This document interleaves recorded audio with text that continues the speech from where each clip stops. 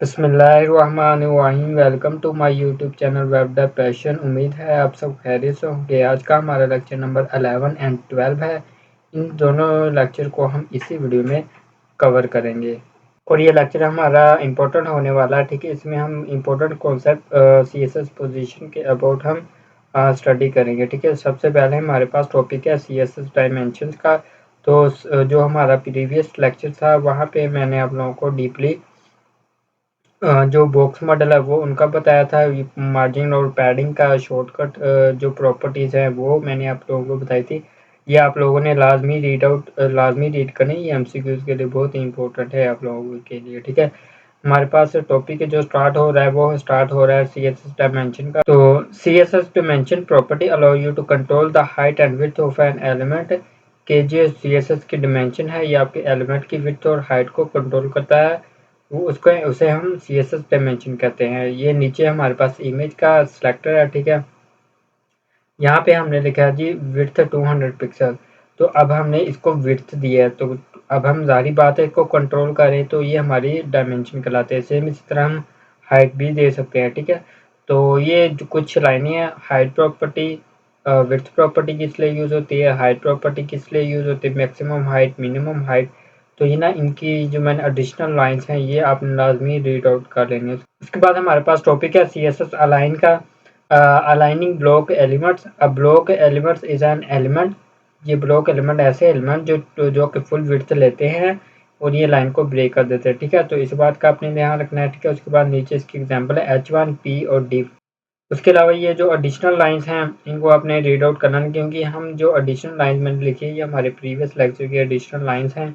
हम deeply display properties का concept देख के आए हैं। विजिबिलिटी, हिडन, डिस्प्ले नन का भी कॉन्सेप्ट हम प्रीवियस वीडियोस में देख के आए हैं। हमारे पास नेक्स्ट टॉपिक है हमारे पास CSS aligning using the margin property.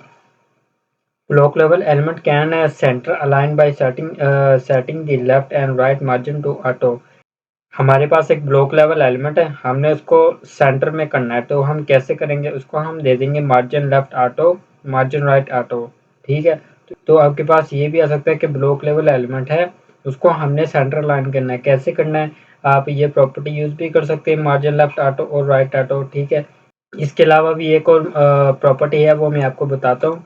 Short property मैं आपको यहीं पे लिख देता हूँ।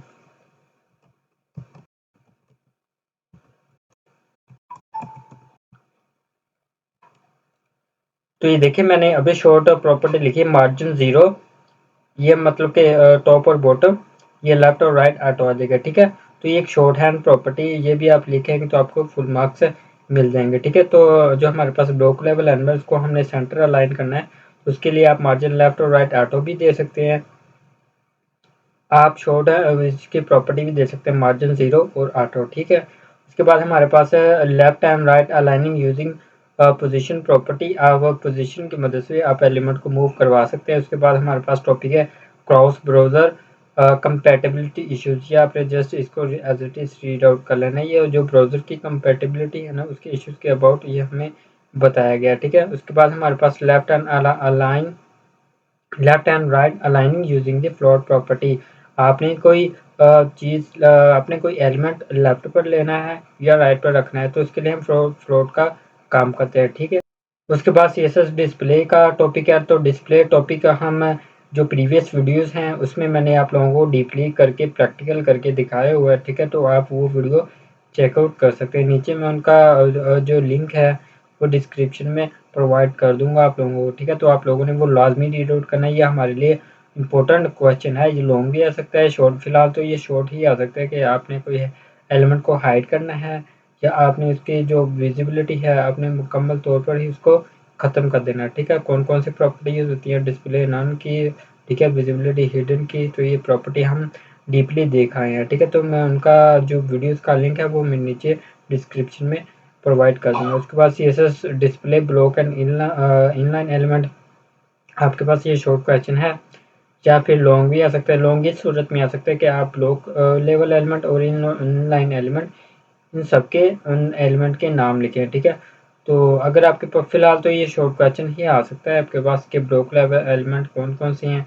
हमारे पास है H1 है, P है, Li है, Div है। ये सारे हमारे पास ब्लॉक लेवल एलिमेंट है जो कि फुल विड्थ लेते हैं, ठीक है। उसके बाद इनलाइन एलिमेंट उतने ही जितना इसका कंटेंट होता है ये उतनी ही जगह लेते हैं। लाइक एज आप स्पैन ले लें, ठीक है, ए का टैग ले लें, या आप ये IMG का टैग ले लें, इनपुट का टैग ले लें, बटन का टैग ले लें, ये सारे हमारे इनलाइन एलिमेंट ही हैं, ठीक है। उसके बाद हमारे पास changing how element is displayed.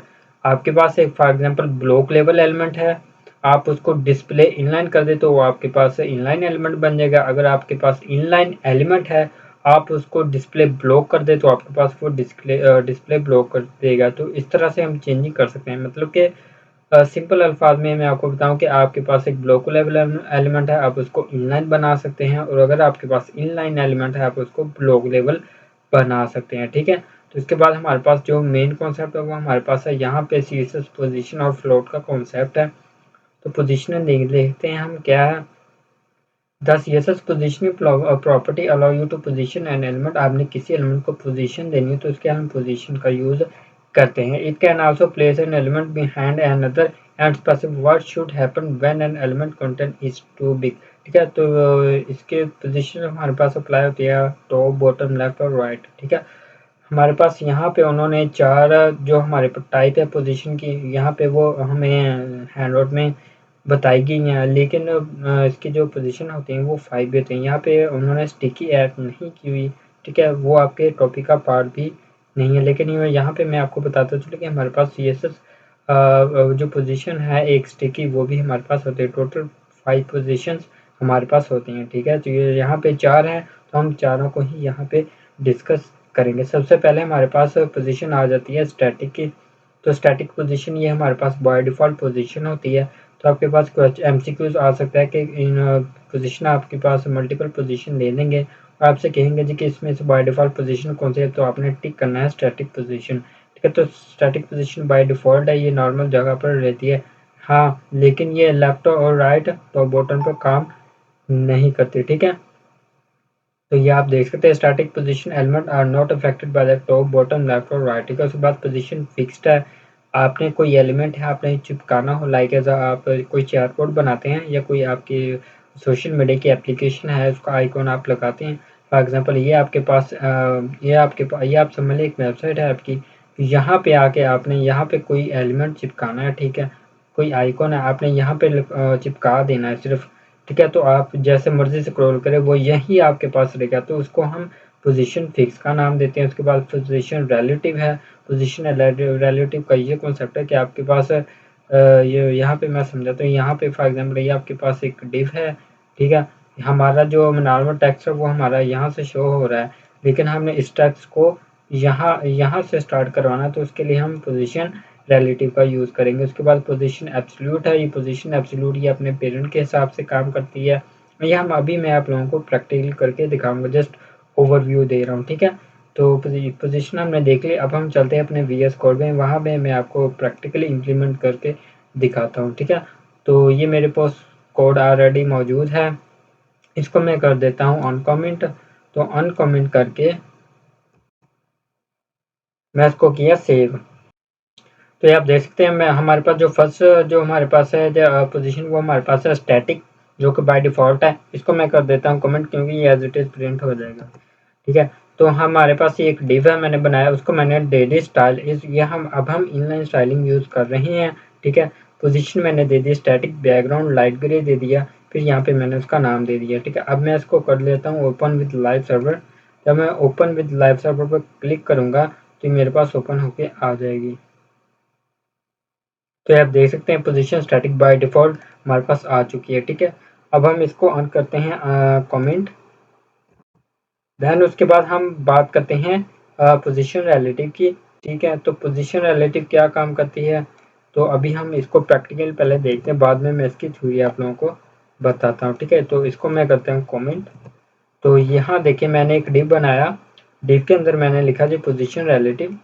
तो पोजीशन रिलेटिव देके मैंने जो मेरे पास डिव है ना, मैंने इसको दे दी पोजीशन रिलेटिव। मैंने कहा टॉप से 20 पिक्सल और लेफ्ट से 30 पिक्सल। इसको मैं करता हूँ सेव। सेव जाके जब मैं अपने ब्राउज़र पर जाता हूँ तो ये देखें, पहले हमारे पास जो बाय डिफ़ॉल्ट था वो हमारे पास यहाँ से स्टार्ट हो रहा था, लेकिन अब हमने इसकी नॉर्मल जगह से हमने इसको पोज़ीशन यहाँ पे दे दी, क्योंकि टॉप 10 पिक्सल और लेफ्ट 30 पिक्सल यहाँ से वो मूव हो चुका है। तो इसका ये कॉन्सेप्ट है सीएसएस पोज़ीशन का, ठीक है। उसके बाद तो ये नीचे एक्सप्लेनेशन वही लिखी हुई है जो मैंने आपको लोगों को अभी बताई है, ठीक है। तो इसको भी हम कर देते हैं कमेंट। उसके बाद हम बात करते हैं पोजीशन एब्सोल्यूट की। इसको मैं कर देता हूँ कमेंट ताकि मेरे पास प्रिंट ना हो। इसको मैंने किया सेव। सेव जाके ये मेरे पास एक डिव है, इस डिव के अंदर मैंने एक चाइल्ड, ये इसका हो गया पेरेंट, ये इसका हो गया चाइल्ड, ठीक है। तो अब मैंने जो मेरे पास पेरेंट है इसको मैंने दे दी पोजीशन रिलेटिव कि अपनी नॉर्मल पोजीशन से ये पोजीशन करेगा। फिर मैंने इसको दे दी पोजीशन हाइट दे दी मैंने इसको 200 पिक्सल एंड देन मैंने इसको बैकग्राउंड दे दिया लाइट करे। अब मैं अपने ब्राउज़र पर चलता हूँ तो ये देखें, जो मेरे पास ये जो पीछे ये शो हो रहा है ना लाइट ग्रे कलर, ये हमने हमारे पास पेरेंट एलिमेंट है। पेरेंट एलिमेंट को हमने कलर भी दे दिया, हाइट भी दे दी। अब उसके जो चाइल्ड है ना डिव, ठीक है, उसको मैंने पोजीशन दे दी एब्सोल्यूट के पोजीशन आप करो एब्सोल्यूट टॉप से 10 एंड लेफ्ट से 10 पिक्सल। तो ये देख सकते हैं ये टॉप से 10 एंड लेफ्ट से 10 पिक्सल मूव हो चुका है, ठीक है। तो ये पेरेंट्स के हिसाब से ये 10 पिक्सल पेरेंट और 10 पिक्सल लेफ्ट ये पेरेंट के हिसाब से इसने मूव किया, ठीक है। हमने पोजीशन स्टैटिक भी देख ली, रिलेटिव भी देख ली, एब्सोल्यूट भी देख ली। अब हमारे पास जो फोर्थ नंबर पर पोजीशन है वो हमारे पास है फिक्स्ड। फिक्स पोजीशन के लिए मैं इसको कर देता हूँ ऑन कमेंट। तो ये देखिए अब मेरे पास है कॉन्सेप्ट पोजीशन फिक्स का। तो मैंने पोजीशन दी फिक्स्ड, मैंने कहा टॉप से 10 एंड राइट से 10। अब मैं जब ब्राउज़र पर मैं जाऊँगा तो ये देखिए मेरे पास ये फिक्स्ड हो चुका है, क्योंकि ये जो मैंने पोजीशन फिक्स की है ना टॉप से मैंने कहा जी 10, ये टॉप से 10 पिक्सल लेगा स्पेस एंड देन फिर 10 पिक्सल राइट से। तो ये देखिए पोजीशन टॉप से और लेफ्ट से 10 पिक्सल इसने छोड़ दिया और यहाँ पे ये चिपक गया। अब मैं ना यहाँ पे जाता हूँ, मैं कहता हूँ जी बॉडी, मैं इसको दे देता हूँ स्टाइल, मैं इसको विड्थ दे देता हूँ, ठीक है। तो मैंने इसको विड्थ हाइट दे दी, सॉरी विड्थ नहीं मैंने हाइट देनी है इसको। तो मैंने इसको दे दी हाइट। अब मैं ब्राउज़र पर जाता हूँ तो ये देखिए मेरे पास ये स्क्रॉल बार आ चुका है। तो मैं इसको 100 की जगह मैं इसको दे देता हूँ 200 व्यू पोर्ट हाइट दे देता हूँ इसको।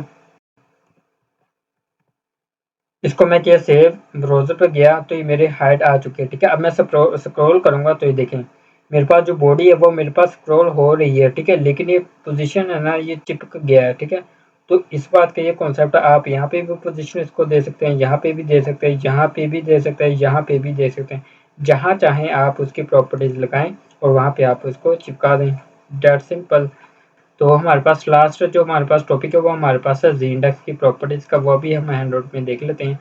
तो पोजीशन का मैंने आप लोगों को यहाँ पे बता दिया, आपने वन बाय वन इनको यहाँ से इनकी डिस्क्रिप्शन चेकआउट कर लेनी है, ये वही है जो मैंने आप लोगों को बता दी है प्रैक्टिकल के थ्रू। उसके बाद हमारे पास टॉपिक है, लास्ट टॉपिक है हमारे पास ओवरलैपिंग एलिमेंट का, ठीक है। ओवरलैपिंग एलिमेंट क्या है कि हमारे पास एक ये एलिमेंट है, ठीक है, एक ये हमारे पास एलिमेंट है, ठीक है। इनको हमने एक दूसरे के ऊपर ओवरलैप करना है। फॉर एग्जांपल ये वाला डिव है, ये मैंने इसके ऊपर करना है, ये वाला मुझे डिव फ्रंट साइड पर चाहिए, ये बैक साइड पर चाहिए, फिर मेरे पास एक और डिव है ये इसके दरमियान में चाहिए। तो इस तरह की ओवरलैपिंग हमने करनी है, तो वो हम किसके थ्रू करते हैं, जी इंडेक्स प्रॉपर्टी के थ्रू करते हैं। ये भी हमारे पास शॉर्ट क्वेश्चन है, एमसीक्यूज के लिए भी इंपॉर्टेंट है, ठीक है।